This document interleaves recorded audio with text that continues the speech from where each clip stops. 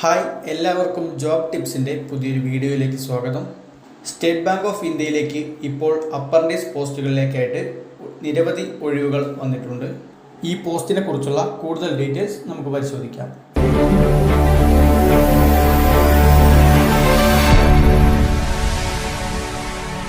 State bank of ഇന്ത്യയിലേക്കാണ് ഇപ്പോൾ apprentice പോസ്റ്റുകളിലേക്ക് ഒഴിവുകൾ വന്നിട്ടുള്ളത്.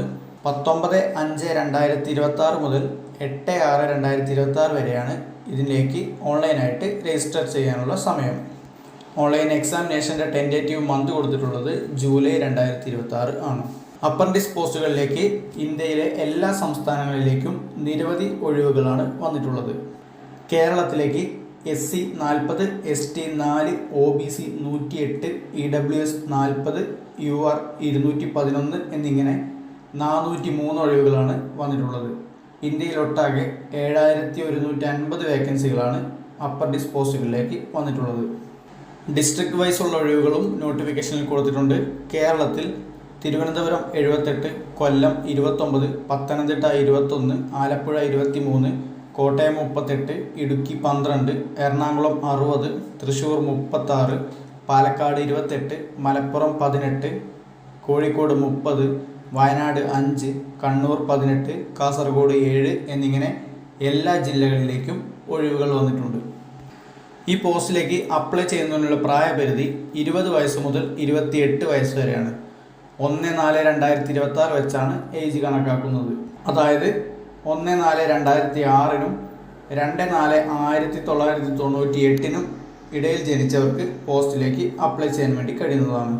ഏതെങ്കിലും യൂണിവേഴ്സിറ്റി അല്ലെങ്കിൽ ഇൻസ്റ്റിറ്റ്യൂട്ടിൽ നിന്നുമുള്ള ഗ്രാജുവേഷനാണ് ഈ പോസ്റ്റിലേക്ക് എഡ്യൂക്കേഷണൽ ക്വാളിഫിക്കേഷനായിട്ട് പറഞ്ഞിട്ടുള്ളത്. 1 വർഷത്തേക്കാണ് ട്രെയിനിങ് പീരീഡ് വരുന്നത്. 1 വർഷത്തെ ട്രെയിനിങ് പീരീഡിൽ 15,000 രൂപയാണ് സ്റ്റൈപ്പൻഡായിട്ട് ലഭിക്കുന്നത്.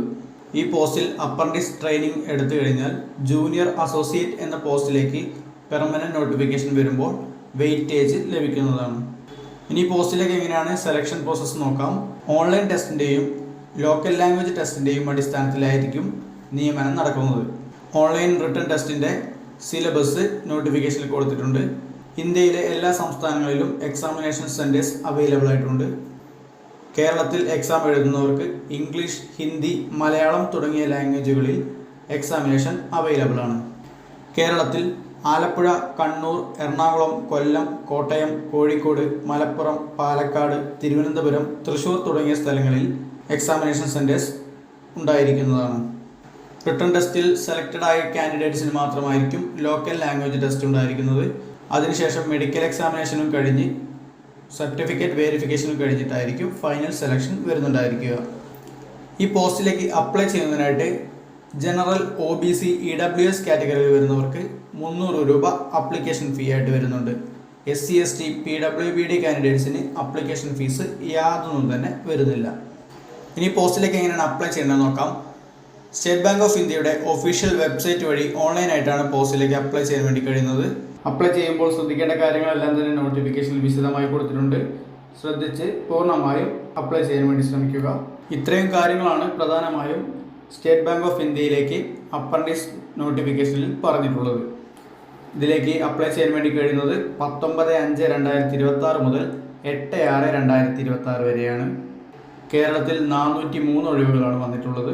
മലയാളത്തിലും എക്സാമിനേഷൻ ഉണ്ടായിരിക്കുന്നതാണ്.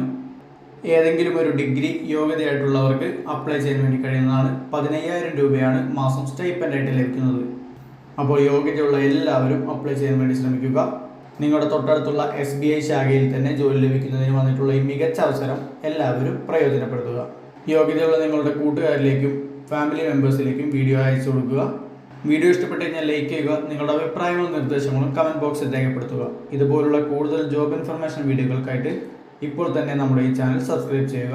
മറ്റൊരു ജോബ് ഇൻഫർമേഷൻ വീഡിയോയുമായിട്ട് വീണ്ടും കാണാം. Thanks for watching.